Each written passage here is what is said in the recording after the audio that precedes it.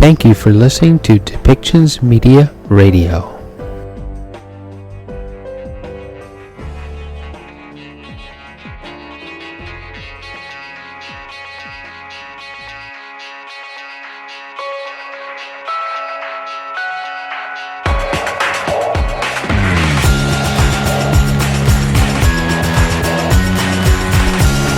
Welcome to Policy and Rights, the show about government policy and human rights.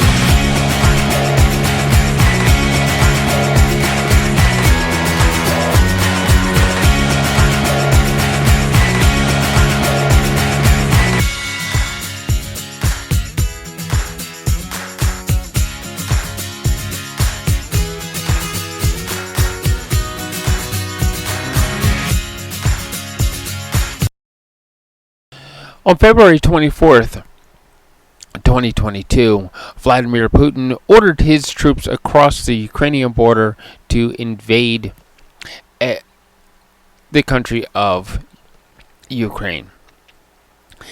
He did so under the idea of the greatness of what is the Russian Federation and how great Russia has always been,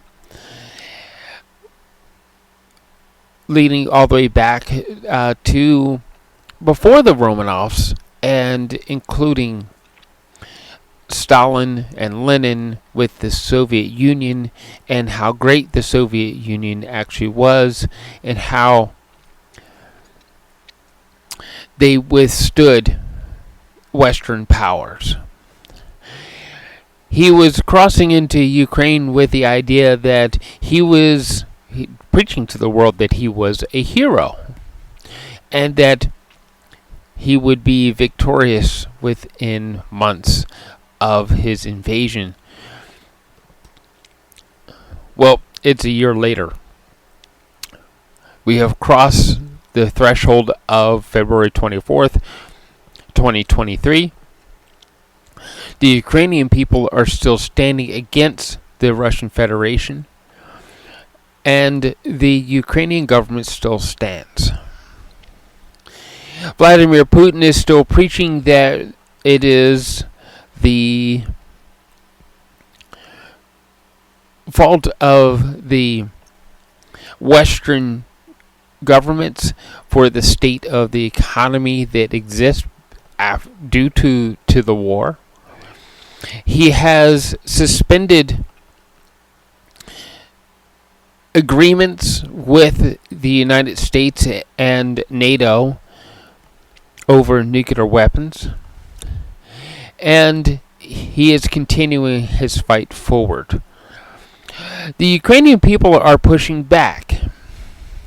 President Zelensky of the Ukraine has been defiant for over a year in that he will not give in to Russian demands.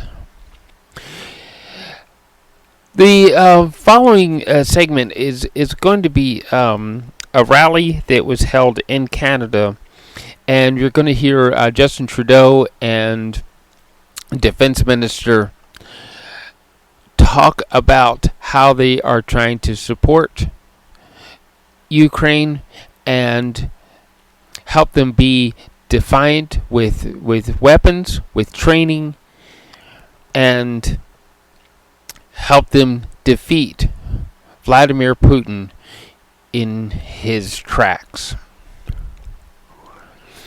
So why don't we listen to what actually happened at the rally, what was said by Justin Trudeau and Anita Anand, and what the types of equipment they're talking about sending to Ukrainian soldiers, and the types of training that they have been given to the Ukrainian armed forces so that they can defeat the Russian Federation.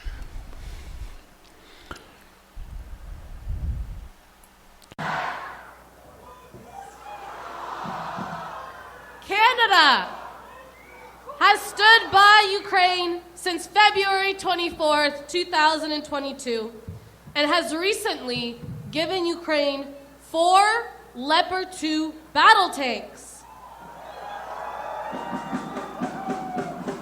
To deliver remarks on behalf of the Government of Canada, please welcome the Honourable Anita Anand, Minister of National Defence, who will also introduce the Right Honourable Justin Trudeau, Prime Minister of Canada.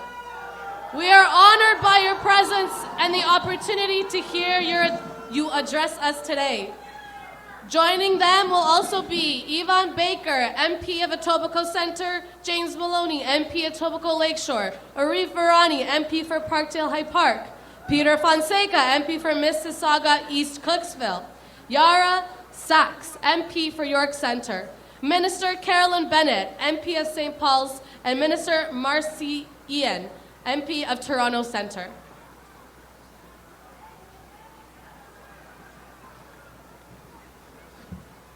Slava Ukraini! Long live Ukraine! We are so happy to be here with you tonight. Actually, we began training Ukrainian Armed Forces members in 2015 under Operation Unifier, and we have trained over 35,000 members of the Ukrainian Armed Forces since 2015. Woo! And we will keep going. We have trainers in England and Poland right now training members of the Ukrainian Armed Forces so that they fight and win this unjust and illegal war.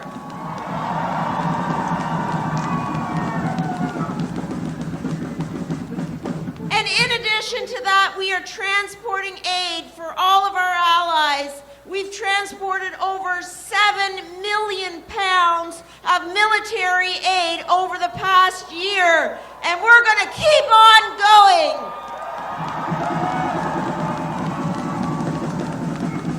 And then finally, we put on the table over $1 billion of military aid, including 8 Leopard 2A4 battle tanks, announcing 4 of those today, which will go to Ukraine.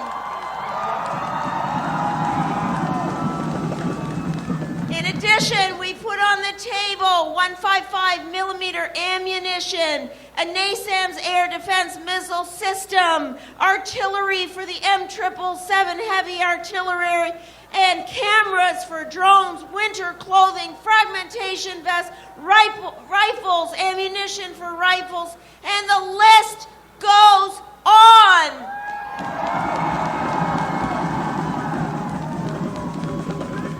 My Ukrainian friends, let me tell you, the Government of Canada is here with Ukraine in the short and the long term for the sovereignty, for the security, and for the stability of a sovereign, democratic Ukraine.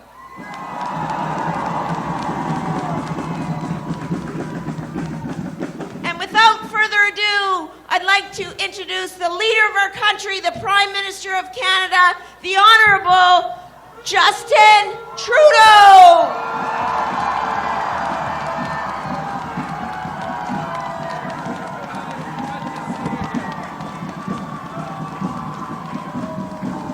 Wow, what a night, what a pleasure to see you. Slava Ukraini!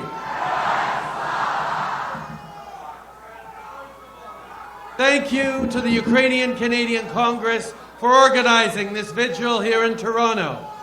It is incredible to see such a crowd here tonight and to know that vigils like this are being held in towns and cities across Canada. This is a night to celebrate Ukraine. To celebrate that we are all still standing and that Canada continues to stand with Ukraine. Canada's and Canadians' support for Ukraine is truly inspiring. I want to thank you, Father Bowden Choli, for your prayer, and of course to the Bavanok Dance Ensemble for your performance. Canada has a strong Ukrainian-Canadian community dating back more than a century. Today, Canada is home to the second largest diaspora community in the world, and we all benefit from your hard work, your rich freedom, and your steadfast support in Ukraine's fight to freedom. And I am so grateful to be part of tonight's event. Je suis tellement heureux d'être accompagné d'amis et de collègues de plusieurs ordres de gouvernement, particulièrement le Premier ministre Ford qui s'en vient, ainsi que les dirigeants de la communauté ukrainienne du Canada. I'm happy to be surrounded by so many great Liberal members of Parliament standing with Ukraine.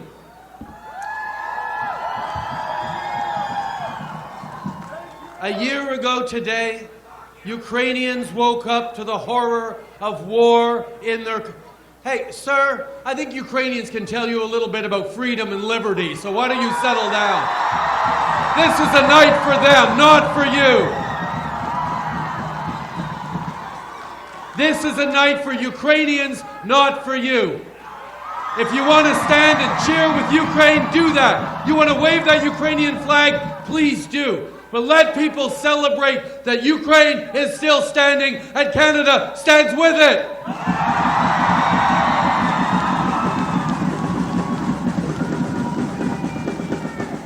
A year ago today, Ukrainians woke up to the horrors of war in their country. Shortly before dawn, on February 24, 2022, while they slept, Putin fired a barrage of missiles at cities across Ukraine, and Russian forces illegally invaded sovereign territory. Il y a un an aujourd'hui, une nouvelle guerre a éclaté en Europe, atteignant une ampleur jamais vue depuis la Deuxième Guerre mondiale. Un dictateur a envahi un pays voisin, a tenté d'annexer un territoire que ses soldats ont saisi par la force et a commencé à bombarder de façon inconsidérée des immeubles d'habitation et des hôpitaux. A year ago today, tens of thousands of Ukrainian soldiers and civilians we have lost were still alive. And 20% of the population hadn't had to flee to safety. This morning, I visited St. Demetrius, a school in Etobicoke. You know it well. It's the heart of the community. 151 Ukrainian refugee children go to classes there now.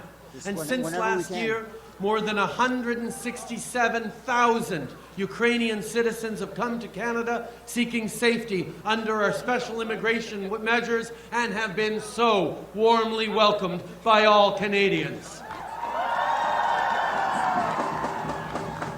Les Canadiens ont accueilli des réfugiés ukrainiens à bras ouverts.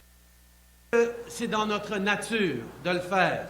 C'est ce qu'on a fait lorsque des réfugiés syriens ont dû quitter leur pays à cause de la guerre et lorsque des réfugiés afghans cherchaient un endroit sûr où vivre.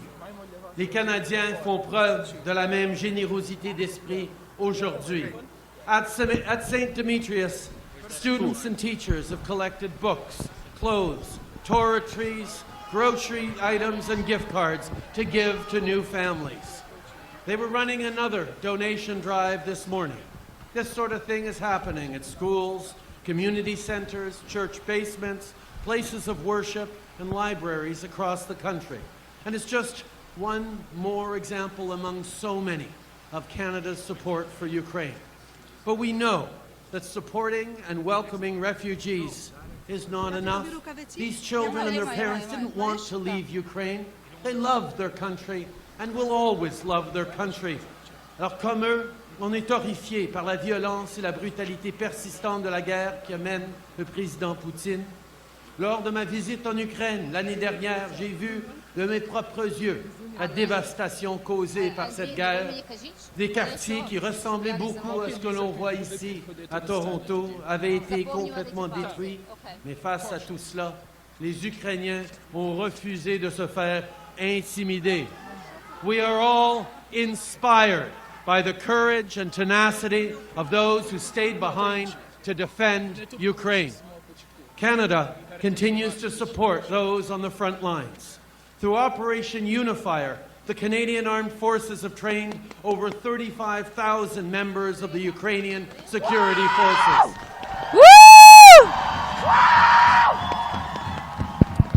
Since Russia's invasion, we have provided significant military support, including artillery, ammunition, armor, and tanks, and more. Earlier today, I announced a new round of military support, including 4 more Leopard tanks. And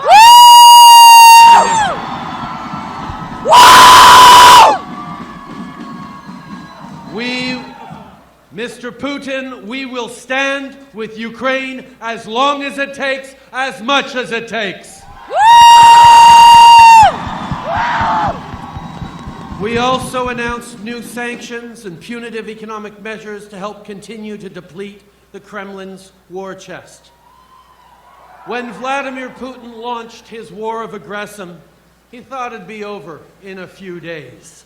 But he underestimated the courage and strength of Ukrainians. He underestimated the determination of those among us in the West and around the world who stand with Ukraine and who will stay with Ukraine as long as it takes.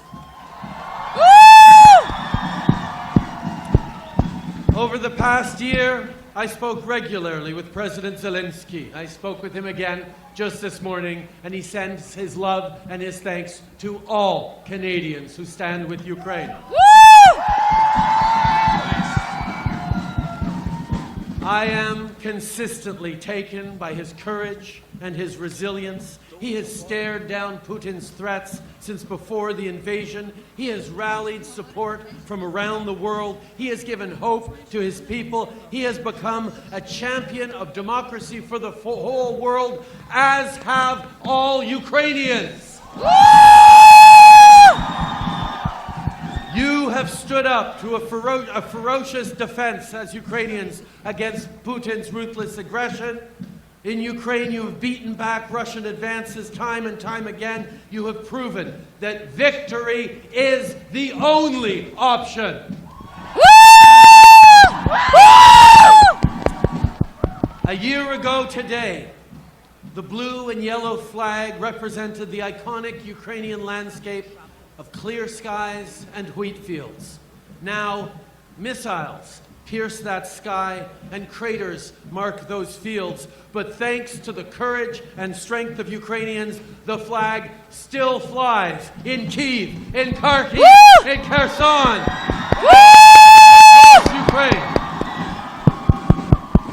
And it is so great to see you waving it in solidarity here tonight and across Canada. Because here in Canada, we believe in a free and sovereign democracy. We stand up to bullies, and we will stand with Ukraine with everything it takes for as long as it takes until we see peace return to Ukraine. Slava Ukraini! Героям слава! Slava!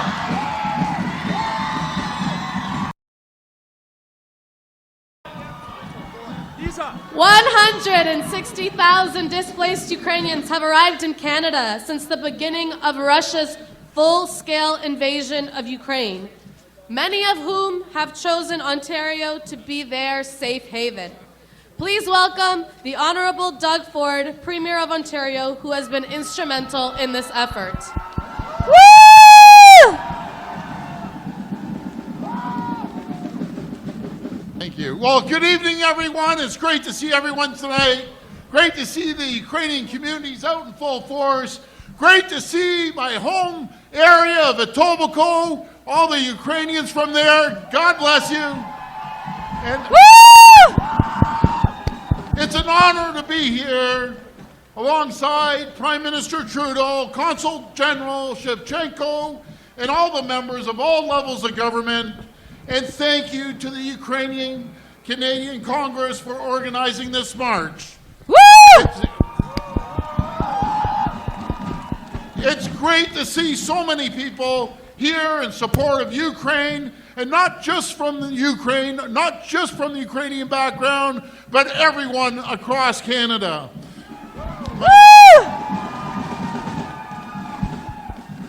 My friends, a year ago, Russia began its illegal invasion and onslaught of murdering innocent civilians, including innocent women and children, for 365 days and counting. The people of Ukraine and the heroic Ukrainian armed forces have bravely resisted, fighting for freedom in the face of Russia's aggression. The determination of the Ukrainian people is truly inspirational. And we're here together to show the world that the people of Ontario stand with the people of Ukraine today and every day. The bonds between our two countries run deep. Generations of Ukrainians have found peace, freedom, and opportunity and a better life right here in Ontario. And over the past year, Ontario has welcomed over 60,000 Ukrainians to our great province, providing them with the supports they need, including emergency housing, access to health care, education, and assistance with finding jobs.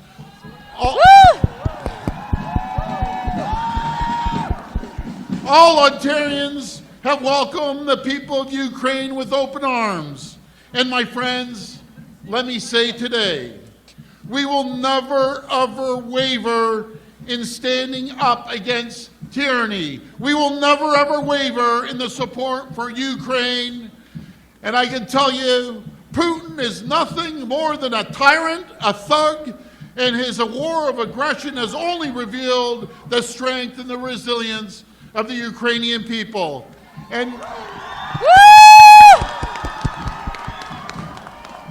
despite all his efforts, the blue and yellow flag still flies over Kyiv, and our hearts are with the people of Ukraine as they fight for freedom, and with all those whose families and loved ones have been affected by this war. We all pray that peace and victory are on the horizon. I want to thank you for coming out tonight. May God bless the people of Ontario, and may God bless the people of Ukraine. Glory to Ukraine. Thank you. On behalf of the brave people of Ukraine, I invite to speak a great patriot, the Consul General of Ukraine in Toronto, Mr. Alexander Shevchenko. Woo! I came here today at this stage to say 4 big thank yous on behalf of the government of Ukraine, on behalf of the people of Ukraine. It has been probably the most tragic and defining year in Ukraine history, but we stood our ground. We did not break down. We did not surrender. We withstood the Russian aggression due to our fearless warriors, due to our men and women on the front lines and in the rear, due to their sacrifice, their courage, their resilience, but also due to the powerful support and assistance of the democratic world, in particular that of Canada.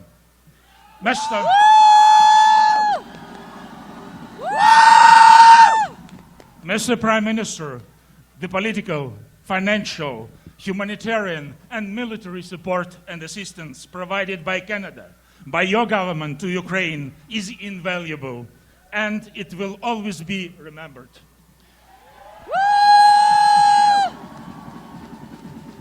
The program of the government for letting Ukrainian families, in particular women with children, to find refuge in Canada reflects the true nature of the Canadian nation, its kindness, compassion, its humanism. Our words of gratitude also go to the Premier Doug Ford and the government of Ontario. For their daily efforts to welcome and accommodate those families in Ontario, provide them with job opportunities, education, and health care.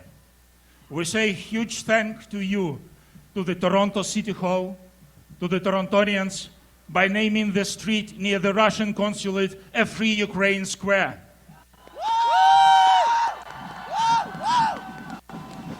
For letting Ukrainian flag proudly fly all year long here on the Nathan Phillips Square. And finally, a huge thank you to the Ukrainian community of Canada, the Ukrainian Canadian Congress, national, provincial, and City of Toronto, for your fantastic support, tireless work in fundraising, providing humanitarian assistance, and for your active part in the rallies in support of Ukraine. You are amazing. You are unbelievable. Thank you all. Your support and solidarity makes us stronger, makes us absolutely confident in our victory. As President Zelensky said, there is no alternative to a Ukrainian victory. We have to liberate Ukraine. We have to liberate Europe. We should break this vicious cycle of dictators trying to boost their egos by starting wars, trying to change the world order, and causing so much suffering for humanity. And we will. And thank you. І слава Україні! Thank you all so very much for being here at our home in Nathan Phillips Square to mark the solemn one-year anniversary of the unjustified, illegal invasion of Ukraine. I'm honored to be here with my council colleague, Councillor Brad Bradford, and to welcome leaders from across our province and country today, including Prime Minister Justin Trudeau, Minister of National Defence Anita Anand, all of our MPs across Toronto, Premier Doug Ford, our MPPs across Toronto, and the Consul General of Ukraine, Mr. Alexander Shevenko, who we were with just this morning to raise the flag over there to complement the flag that we have raised 1 year ago and has stayed here over Nathan Phillips Square to tell the people of Ukraine that we stand with them.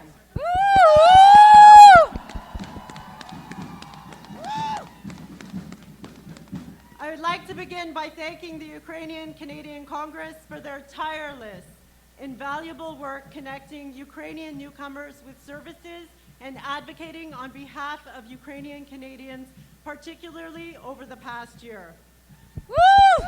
Our united presence across political lines and levels of government shows clearly that the City of Toronto, the Province of Ontario, and all of Canada stands in solidarity with Ukrainian Canadians and with Ukrainian people as they continue to fight Russia's aggression.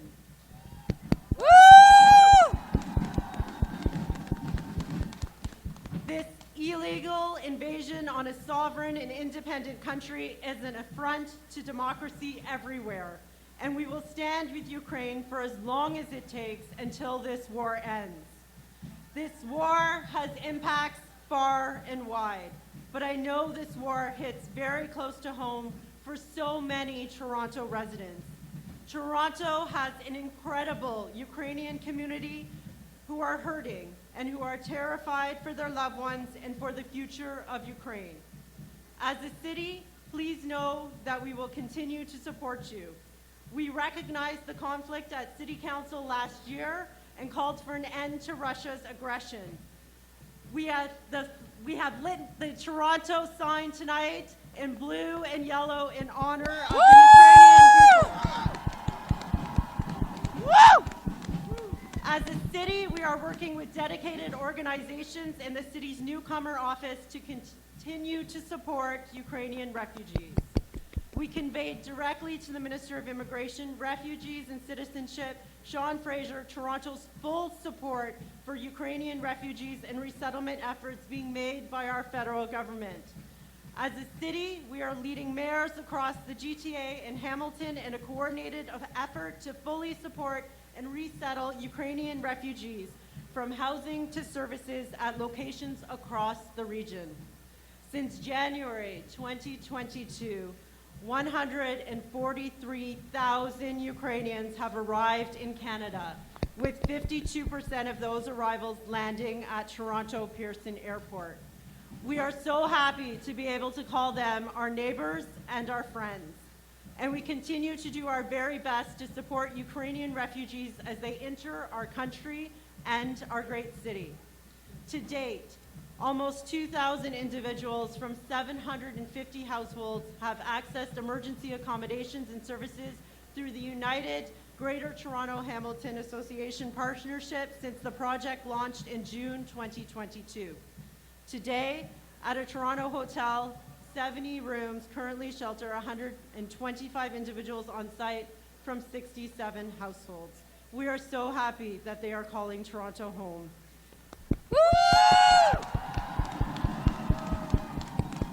In addition to the GTHA regional coordination, the City of Toronto's newcomer office continues to support Ukrainian arrivals. We've established committees to break down the barriers between our governments, and you see that tonight as we all stand together.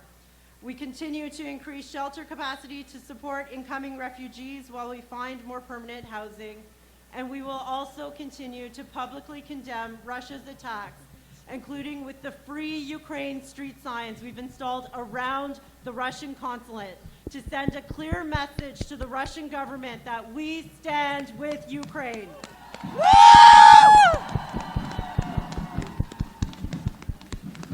We are doing this because it is the right thing to do.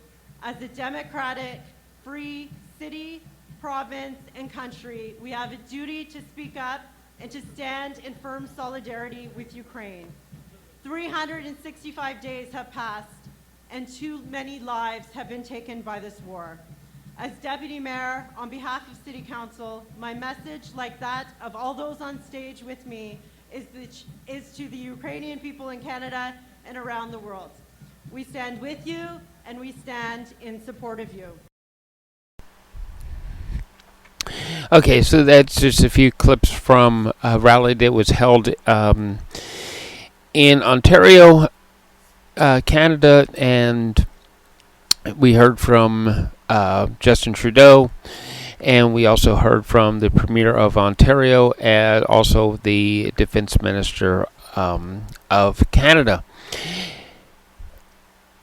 We heard a lot of really great fight words and how they're going to continue to the fight and the war until Ukraine is victorious. What we do need to see is more about what the humanitarian effort looks like, more about how we're going to negotiate the cease of the fighting in Ukraine with Vladimir Putin. The only way to win a war is to have a conversation. It means that both sides have conceded that we've killed enough people. We've destroyed enough civilization.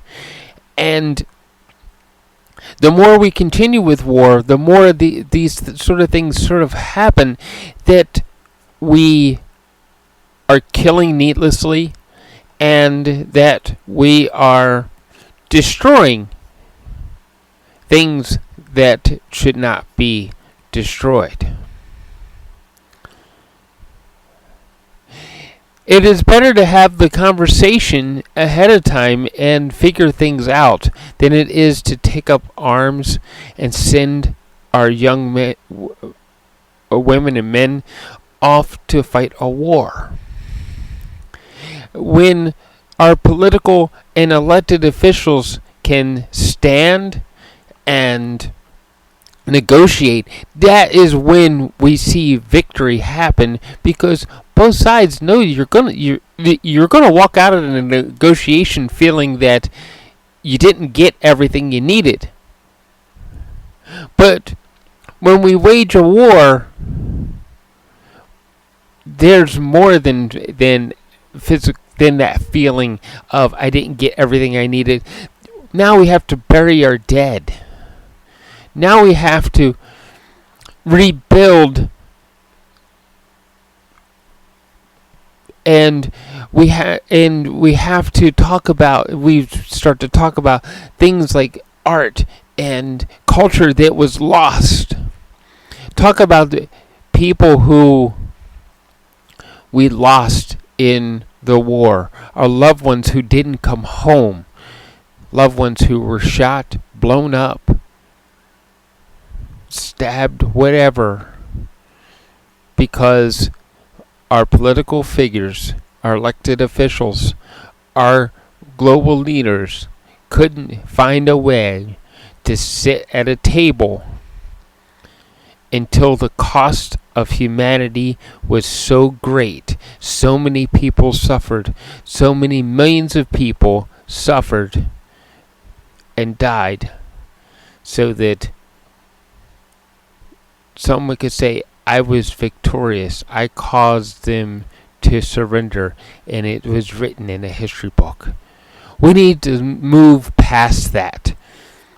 Our societies have become more enlightened, then we need to put up with this. We have to, as people, say no more war, and we need to put an end to this fighting. Not just in Ukraine, but in other areas of the world where war is being waged. We need to put an end to it and find a way to sit down and talk and work out our differences. That is what we need to be cheering for. So, thank you for listening to us here at Policy and Rights here on Depictions Media Radio. I've been your host, Michael Clogs.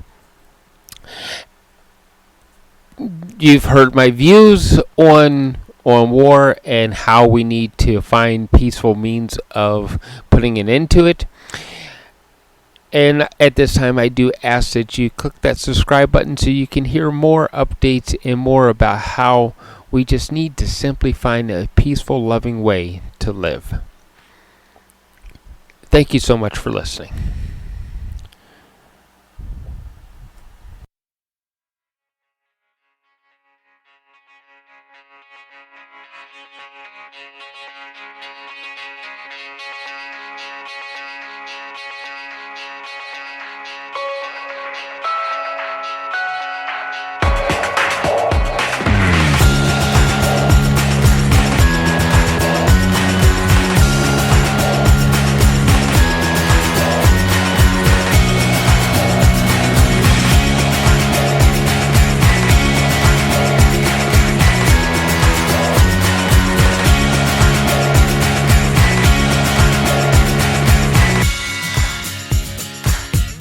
This show has been produced by Depictions Media.